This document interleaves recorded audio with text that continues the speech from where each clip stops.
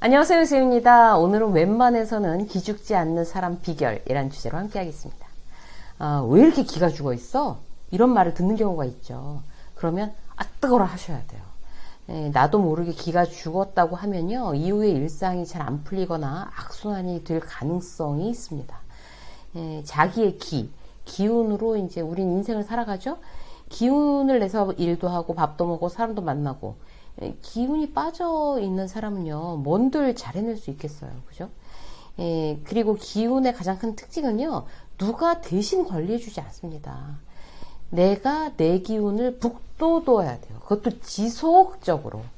예를 들어서 회사에서 이제 뭐 회식을 하거나 선물이나 보너스를 지급하는 것도 다 뭐예요? 다 기 살려주기 위한 그런 방법이잖아요, 직원들을. 근데 실컷 막 고기 먹고, 선물도 받고, 막 돈도 받고, 그러면서도 계속 기가 빠져 있다. 기가 죽어 있다. 그런 직원이 어떻겠어요?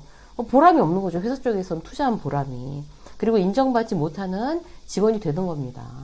그래서 나를 기운을 북돋아주는 존재가 있어도, 뭐 회사든지 아니면 뭐 친구든지 뭐 여러 다른 어떤 그런 존재들이 있어도 나 스스로 지속적으로 내 기운에 대해서 관심을 가지지 않으면 소용이 없다는 의미예요. 자, 어떻게 해야 나의 기운을 끌어올리고 웬만해서는 내 기를 죽일 수 없다고 자신 있게 말할 수 있을까요?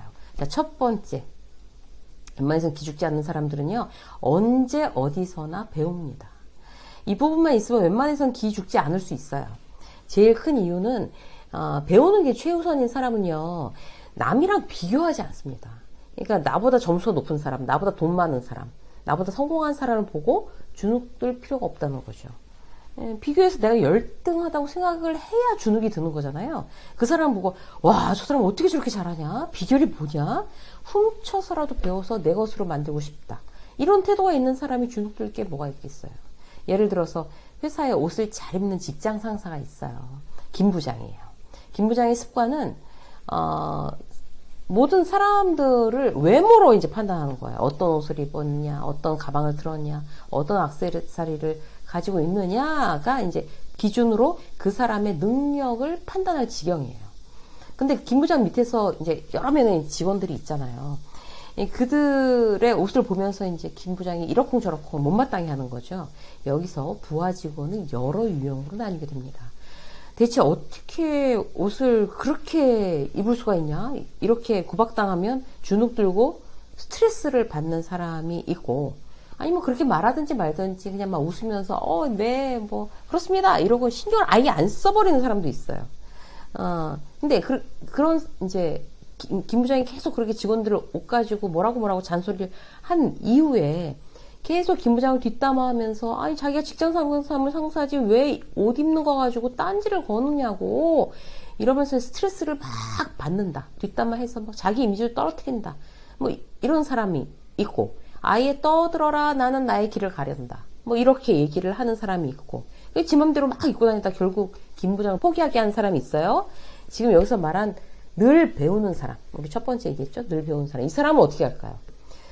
김 부장의 취향이 옷 잘 입는 걸 굉장히 중요시 여기는구나. 자, 알아차렸어요. 저 사람 그럼 어떻게 입지? 관찰하는 거예요. 배우고. 그렇게까지 김 부장처럼 뭐 내가 돈이 없으니 저렇게 명품은 어렵고 인터넷에서 그럼 나의 스타일, 저 사람이 자기 스타일을 찾은 것처럼 나의 스타일을 한번 찾아볼까? 그 함정이 가게 한번 시도해 보는 거죠. 부장님, 제 나름대로 한번 변신을 시도하고 있는데 어떠세요? 좀 가르쳐 주세요. 안경도 이번에 이걸로 한번 바꿔봤어요. 이렇게. 이게 잘 맞나요? 지금 제 스타일이? 이렇게. 김 부장이 있다가, 잘하고 있어. 뭐, 이렇게 얘기를 하든가. 이거랑 컨셉이 안 맞네. 라든가. 이렇게 서로 얘기하면서 김 부장은 점점 호감을 느끼겠죠. 그렇게 배우려는 사람한테. 김 부장의 호감을 얻기 위해서 뭐 일부러 아닌데 그런 척 하라는 게 아니라 그 사람의 좋은 점, 장점을 한번 배워보자는 태도가 이런 상황을 만들 수 있습니다. 당연히 주눅 들지 않고 계속 성장하는 거죠. 김 부장이 코디 가르쳐 주면서 뭐 돈 받겠어요? 공짜로 나는 좋은 스타일을 내게 맞도록 다 발전시킬 수 있는 거잖아요. 이것이 바로 늘 배워서 주눅 들지 않는 사람의 비결입니다. 주눅 들지 않고 기한 죽는 사람은 뭐든 잘하는 사람이 아니라 이처럼 잘 배우는 사람이라고 할 수가 있는 거죠. 그러기 위한 중요한 조건 하나. 모르면 모른다라고 인정해야 돼요. 그래야 잘 배울 수 있어요. 아, 제가 옷 입는 건 젬병이라 저는 이번에 한번 배워볼 테니까 가르쳐 주세요. 이렇게. 모른다. 얘기하는 거죠. 또 다른 예. 이사님이 챗 GPT를 따로 이제 회사에서 이제 교육을 받았는데도, 영 모르겠어요. 그럼 신입사원한테 계속 물어보는 거예요. 젊은 친구들은 이런 걸 한 번 들으면 다 아나 보네. 난 이것도 모르겠어. 이건 어떻게 하는 거지? 난 몇 번을 들어도 모르겠는데? 시간 날 때마다 나를 좀 도와주지 않겠어? 부탁해. 내 AI 선생님 돼줄 거지? 뭐 이런 거. 이런 사람이 결국 이기는 거예요. 모르면 어때요? 배우면 되지. 이런 태도 우리 모두에게 꼭 필요한 태도라고 할 수 있습니다. 모르면 배우면 됩니다. 자, 두 번째. 명확한 내 기준이 있는 거예요. 내 기준이 있어야 기죽지 않을 수 있어요. 사람은 누구나 흔들립니다.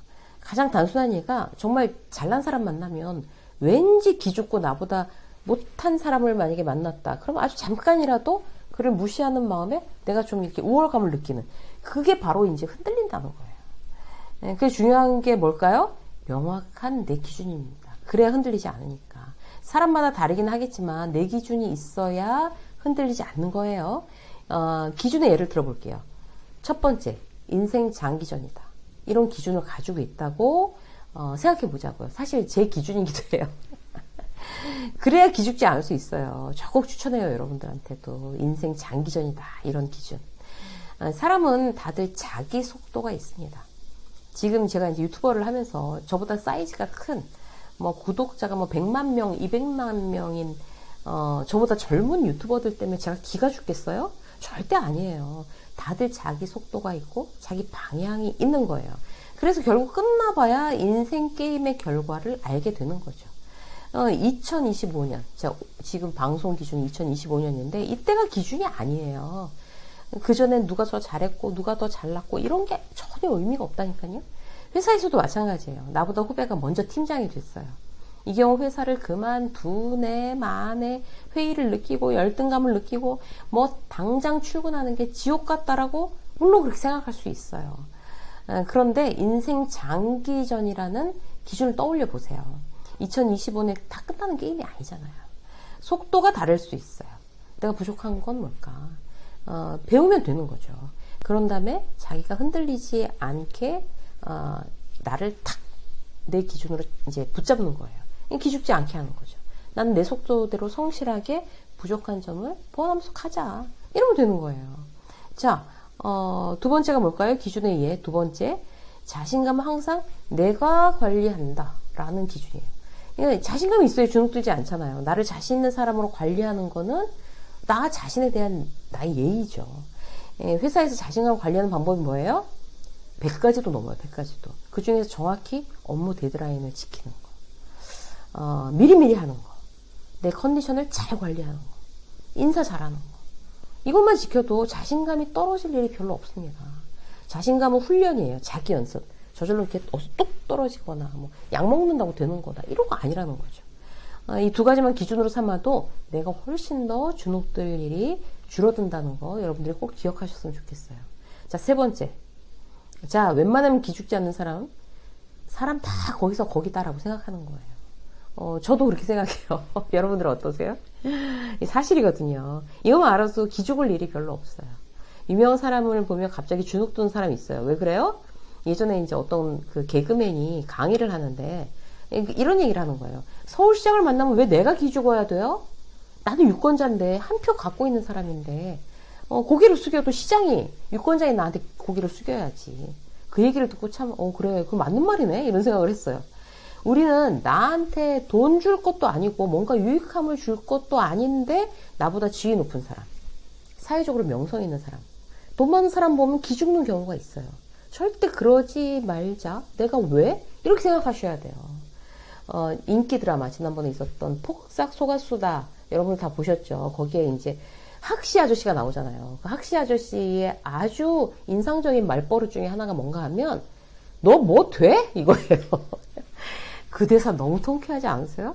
정말 그렇게 통쾌할 수가 없어요. 들을 때마다. 능력 있는 사람, 부자, 유명한 사람을 보고 너무 부럽다라고 생각하면 할수록 더 기죽어요. 물론 부러워요. 그러면 저 사람은 어떻게 저렇게 돈을 많이 벌었을까? 배우고 싶다. 이걸로 전환하셔야 됩니다. 단순히 부러워하고 많은 사람보다 훨씬 자신감 있게 상대의 장점을 배워나갈 수 있겠죠. 그렇게 그들을 벤치마킹 하면서도 절대 잊으면 안 되는 생각. 사람 다 거기서 거기다. 너 뭐 돼? 사람 다 거기서 거기다. 똑같은 사람이다. 그런 내 마음의 그 중심에 그런 마음이 있으면 주눅이 들지 않을 뿐더러 나보다 한참 약해 보이는 사람을 만나더라도 무시하지 않을 수 있어요. 다 거기서 거기니까. 우리 참 사는 게 만만치 않죠? 그런 생각을 자주 하게 돼요. 그런데 그럴수록 마음 습관이 더 소중해요. 내 마음을 내가 잘 다스리고 웬만해서는 기죽지 않고 당당하게 가슴을 이렇게 탁 펴고 즐겁게 오늘을 살아가시는 여러분이 되시기를 응원합니다. 유세민의 직장서 오늘 여기까지 하겠습니다. 고맙습니다.